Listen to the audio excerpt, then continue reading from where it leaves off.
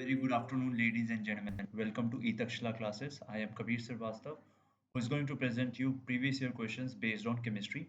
So in this session, we are going to cover up NDA 2019, part 2, right? So जो NDA 2019 में second edition या second part में जो question आए थे, जब सेकेंड एग्जाम दो एग्जाम्स होते हैं, एक तो अप्रैल में एक सितंबर में, तो जो सितंबर के क्वेश्चंस आए थे NDA 2019 में, आज हम उन्हें कवर अप करेंगे।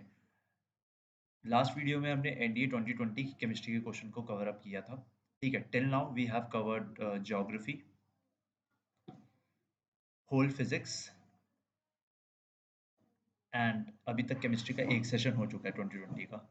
And by the end of this week we are going to cover up this chemistry all together. ठीक है, सो हमारा geography, physics, chemistry cover up हो जाएगा।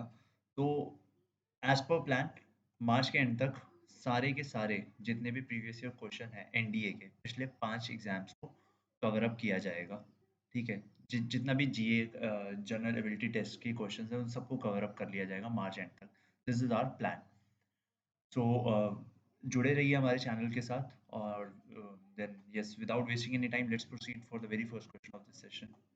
Which one of the following represents the correct order of electron releasing tendency of metals?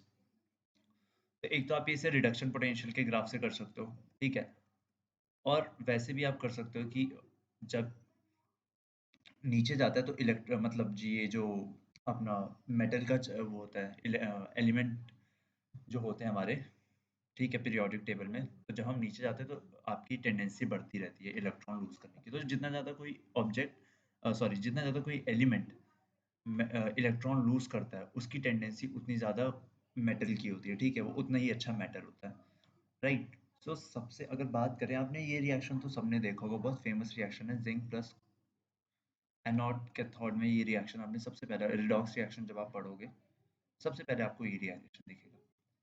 इसमें क्या है कि zinc ने ना इसे डिस्प्लेस कर दिया कॉपर को, तो कॉपर एज इट इज रह गया और जिंक यहाँ पे आ गया, इसके साथ एसोसिएट हो गया। तो क्या हुआ, जिंक ने अपनी इलेक्ट्रॉन्स लूज कर दिए सल्फेट के साथ बॉन्ड बनाने के लिए, तो जिंक सल्फेट हो गया। तो इसलिए जिंक का पोटेंशियल ज़्यादा, रिडक्शन पोटेंशियल ज़्यादा है, और वो अच्छा मेटल है। तो ऑब्वियसली जिंक सबसे ऊपर होगा, फिर उसके बाद कॉपर आएगा, फिर ये अपना आएगा सिल्वर, दैट इज एजी, ठीक है। तो correct option here is a. अब आगे बढ़ते हैं। Which one of the following is a mono atomic element? Mono atomic element ये है कि जो सिंगल एटम है ना, जैसे ऑक्सीजन कैसे अपने एनवायरनमेंट में रहता है O2 की फॉर्म में, ठीक है, हाइड्रोजन H2 की फॉर्म में, और भी अगर आप कुछ भी देखना चाहते हैं कोई भी एलिमेंट, तो वो किसी ना किसी गैसियस फॉर्म में अपने ही साथ उसने एक बॉन्ड बना रखा है, या किसी कोई हाइड्राइड की फॉर्म में है, किसी और मेटल के साथ ज्वाइन होके वो एग्जिस्ट कर रहा है, ठीक है। तो मोनोटॉमिक एलिमेंट का मतलब होता है कि जो सिंगल है, लाइक सपोज कोई एक्स एलिमेंट है, ठीक है, उसे एक्स से डिनोट किया जा रहा है और वो ऐसे ही एग्जिस्ट कर रहा है लोनली, सो वो मोनोएटॉमिक एलिमेंट का मतलब होता है, और वो स्टेबल भी है, ठीक है।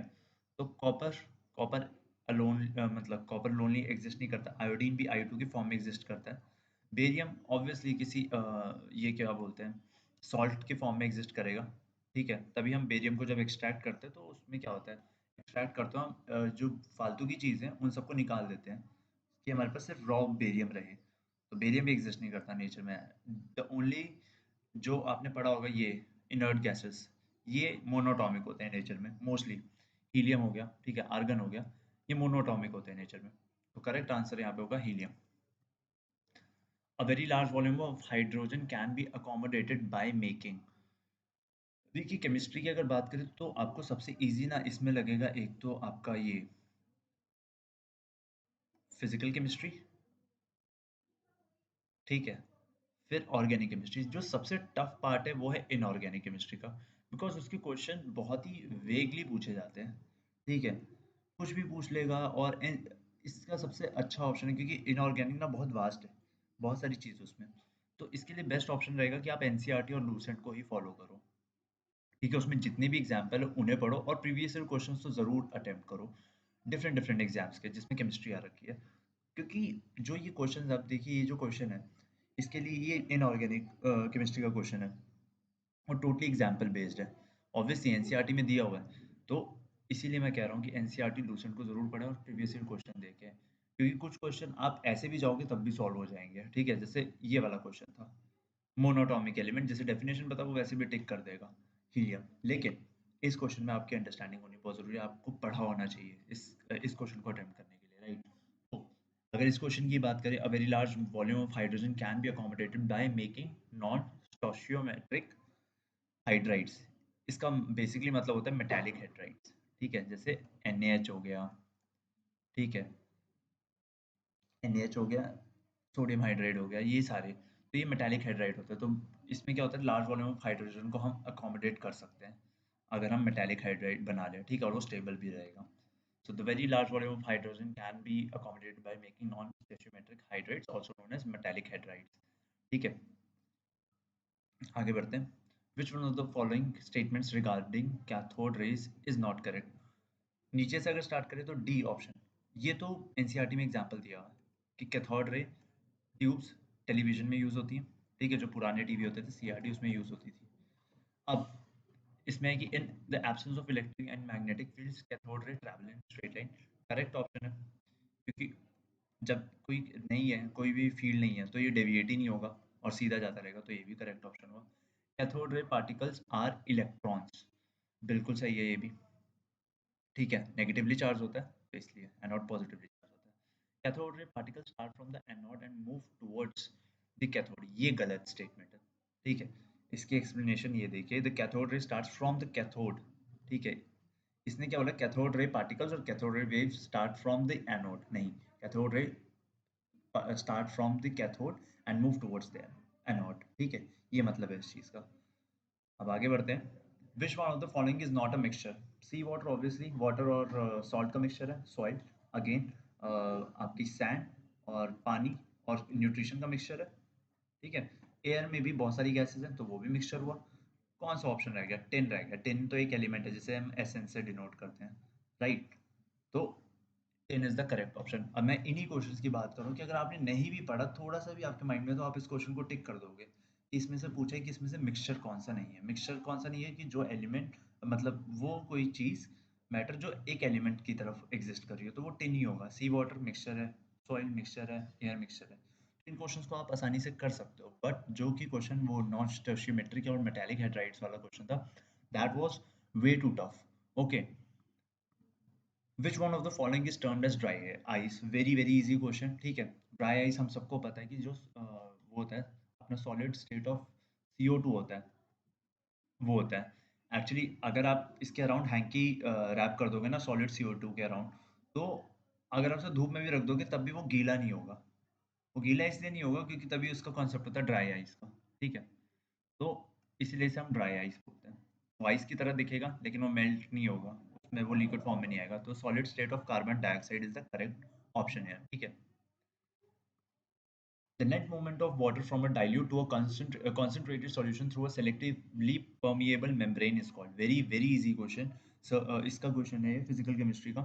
इसका करेक्ट आंसर होगा ऑस्मोसिस। डिफ्यूजन क्या होता है कि हायर सॉल्यूशन, हायर कंसंट्रेशन से लोअर कंसंट्रेशन में जाना। डिस्पर्जन तो फिजिक्स वाला पार्ट हो गया कि लाइट रे है और वो डेविएट कर गई, वेब ग्योर पैटर्न बन गया, ठीक है। एब्जॉर्प्शन क्या हो गया कि उसमें साइट्स होती हैं जहाँ पे वो एब्जॉर्ब करता है चीज़ों को, तो वो भी एक अलग कॉन्सेप्ट है। इसमें से बोला है कि movement of water from a dilute to a concentrated solution through a selectively permeable membrane is called, that is osmosis. तो osmosis में क्या होता है? Osmosis takes place towards a higher concentration of a solute and the lower concentration of a solvent, जो कि इसमें लिखा हुआ है movement of water from a dilute to a concentrated solution, ठीक है। तो higher concentration of solute and the lower concentration of solvent, उसकी तरफ पानी जाता है, ठीक है, और उसकी तरफ वो मूवमेंट होती है basically. Osmosis can occur in other liquids also and in gases also, ठीक है। बाकी चीज़ें मैंने आपको एक्सप्लेन कर दी है। आगे बढ़ते हैं। A sample of soft soap contains, इसका करेक्ट आंसर होगा पोटेशियम, ठीक है। एनसीईआरटी में दिया भी हुआ है, लूसेंट में भी गिवन है ये चीज़, ठीक है। तो जैसे कि मैंने बोला था कि ये जो इनऑर्गेनिक केमिस्ट्री है ना, ये पूरी पूरी एग्जाम्पल बेस्ड पे आती है। इसमें आपको कोई न्यूमेरिकल नहीं दिखेगा, इसमें आपको एक तरह से रट्टा मारना है, ठीक है। कुछ चीज़ें ऑब्वियसली समझने वाली हैं इसमें, बट मोर और लेस आपको थोड़ा सा रट्टा मारना पड़ेगा। अब सॉफ्ट सोप का एग्जाम्पल दिया हुआ है, अब किसी ने पढ़ा होगा तो वो टिक कर देगा। तो potassium is the correct answer है। Which one of the following statements about water is not true? Organic chemistry का बहुत ही इजी क्वेश्चन है। Hydrogen bond are present in liquid water, बिल्कुल सही स्टेटमेंट है। हाइड्रोजन बॉन्ड होते हैं, ठीक है, तभी वो इतना स्ट्रॉन्ग होता है। Water has a high boiling point, correct. Water has a high heat of fusion, correct, ठीक है। Water is a non polar molecule, ये इनकरेक्ट है। Non water is a polar molecule क्योंकि उसमें डाइपोल मूवमेंट होती है हाइड्रोजन बॉन्ड की वजह से, तो ये इनकरेक्ट स्टेटमेंट है। तो हमारा वैसे करेक्ट आंसर होगा ये, क्योंकि इसने पूछा इनकरेक्ट स्टेटमेंट के बारे में। तो water is a polar molecule, लेकिन इसने दिया water is a non non polar molecule, तो गलत होगा ये स्टेटमेंट, और ऑप्शन हमारा यही सही होगा। अब देख सकते हैं water is a polar molecule, hydrogen bonds are present in liquid water, here it can form up to 4 hydrogen bond with neighbouring molecules. Water को इसलिए पोलर मॉलिक्यूल बोला जाता है because of the bend shape of the molecule, and इसलिए उसके अंदर एक dipole movement होता है, ठीक है। आगे बढ़ते हैं। The raw materials used for the manufacturing of Portland cement are. देखिए अब ये आसान क्वेश्चन है एक तरह से इनऑर्गेनिक केमिस्ट्री का। लाइम, सिलिका, एल्यूमिना, ठीक है। लाइम इसमें 65% के अराउंड होता है, सिलिका 20% के अराउंड, और ये 5 से 6% के अराउंड होता है, ठीक है, पोर्टलैंड सीमेंट में। तो lime, silica and alumina are the correct option here. तो ये चीज़ है आपकी, ठीक है। तो option C is the correct option here. आगे बढ़ते हैं। Which one of the following statement is correct? Both boiling and evaporation are surface phenomena, बिल्कुल गलत। Boiling is the surface phenomena but evaporation is the bulk phenomena, नहीं। Both boiling and evaporation are bulk phenomena, गलत। Boiling is a bulk phenomenon but evaporation is a surface phenomenon, ये correct है। अब देखिए, आपको जब आपने इवेपोरेशन देखा होगा तो इवेपोरेशन कैसे होता है? कभी नीचे से पानी नहीं जाता, हमेशा सरफेस से पानी जाता है। जो टॉप मोस्ट लेयर होगी वो पानी ऊपर जाएगा और वेपोराइज हो जाएगा, दैट इज इवेपोरेशन, ठीक है। बट अगर बॉइलिंग की बात करें, आप जैसे पानी गर्म करते हो, ठीक है। जब आप पानी गर्म कर रहे होते हो और जब बॉइलिंग होती है तो पूरा पानी गर्म होता है, ठीक है। और पूरे पूरे हर एक उसमें ना, हर एक बॉन्ड ना यहाँ पे टूट रहा होता है, ठीक है। हर एक बॉन्ड टूट रहा होता है, इसीलिए वो बॉईल कर रहा होता है पानी, ठीक है। फिर उसके बाद वो नेक्स्ट स्टेज उसकी ऑब्वियसली वेपराइजेशन वाली आ जाएगी।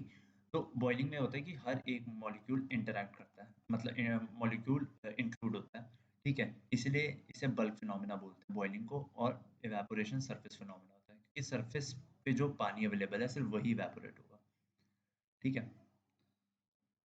ये जो कि मैंने पिछली स्लाइड में आपको एक्सप्लेन किया, आप रोक के इसे ज़रूर पढ़ सकते हैं, ठीक है। तो आगे बढ़ते हैं। Which one of the following statements about glass is not correct? Again inorganic chemistry का बहुत ही आप कह सकते हैं टफ क्वेश्चन है, ठीक है। एग्जाम्पल बेस्ड क्वेश्चन है बेसिकली।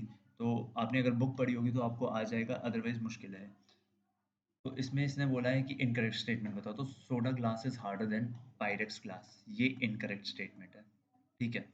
बाकी ये भी करेक्ट स्टेटमेंट है, ये भी करेक्ट स्टेटमेंट है, और ये भी। पायरेक्स ग्लास तो होता ही बोरोन, उसमें बोरोन होता ही इंक्लूड है, तो ये तो वैसी करेक्ट स्टेटमेंट हो जाएगी। तो soda glass is harder than Pyrex, Pyrex glass is not a correct option. Pyrex is particular brand of borosilicate glass, जो कि मैंने बताया था कि इसमें बोरोन होता है, तो borosilicate which has a high heating tolerance.